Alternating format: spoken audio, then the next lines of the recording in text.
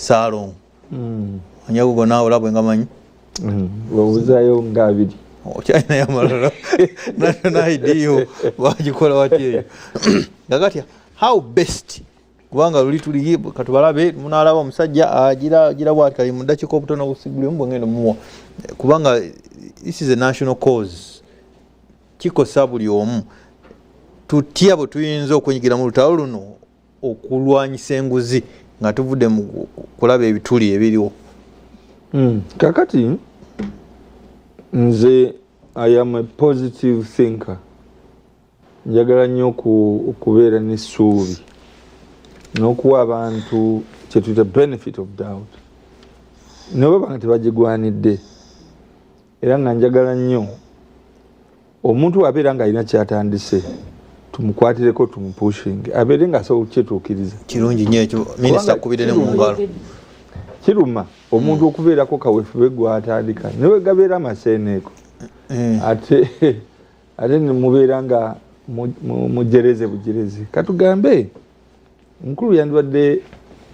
atuwuliriza mukulu lw'omusana ayogedde ekintu nendaba nga kimalamu n'amaanyi nti mu bufumbo mufuuka muntu omu mubeera mubiri gumu kati bwe museparatinga ekiwundu kiba kinene nnyo mugwamu n'omusaayi mwembi mufa kati akilikeninze ku gundi nga bwolaba egundi eryenvu erya nabansasaana era okuli abuluza bwe riti tosobola kugamba nti lino lyenvu lyetongodde nalino lyetongodde liwaako obukosefu likoseka. That's why I'm asking tukoze tutya kati tuve mu kyendowooza nti omukulu w'eggwanga alina okusooka okututereeza ffe abaagala okumuyamba nti ali serious mu byaliko ekisooka ng'era lw'omushana bwe yagambye ku bapasita batunde ebyabwe babiwa abaavu wano olina dakiika 2 sobudde bungi era nja kuzikozesa nga njogera mpola mpola bwe ziggwa kuŋŋamba n'ekyo omukulu Museveni kyalina okukola enkola gy'abadde akolamu eraga nti n'obuli bw'enguzi oba okukwata mu kyagi kya gavumenti nga bitandikira ku ye abikomye bunnambiro ekyokulabirako ekintu ekyokuwa obwetengereze obwe institutions ebitongole ebikola mu kulwanyisa obulyake n'okutereeza butya ensimbi z'eggwanga bwe zitambula nga ne parliament mwogitwalidde wetwogerera President Museveni takkiriza nti parliament esobola okukola appropriation bill ng'etteeka nti mukola budget ne mukyusakyusa engeri etteeka bwe ligamba okusinziira ku ebyo bye mulaba okuva mu community nga people's representative takikkiriza ti parliament erina obuyinza obwo obukola enkyukakyuka yonna ababaka gye baba balabye nti bali ba technical abamuyamba okuteekateeka budget bateekamu ebintu byabwe ebikuli byabwe bingi ng'abasobola okubiraba bokka bebabaka ba parliament takikkiriza tebasobola okukola enkyukakyuka ezo ekyakite si babaka tewali kyosobola kukyusa mu budget kakati myaka egi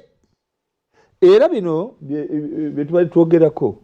nti obukiiko babujjako omulimu gwabwe ogw'oversight nze mbadde ku budget committee isiagi yabadde gundi chairman waffe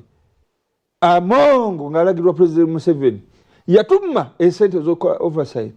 n'okukola enkyukakyuka zonna n'okureversinga budget. Amongo yabamma budget oba Amongo yalagira President byanjawulo yabamma ng'alagirwa oba yabamma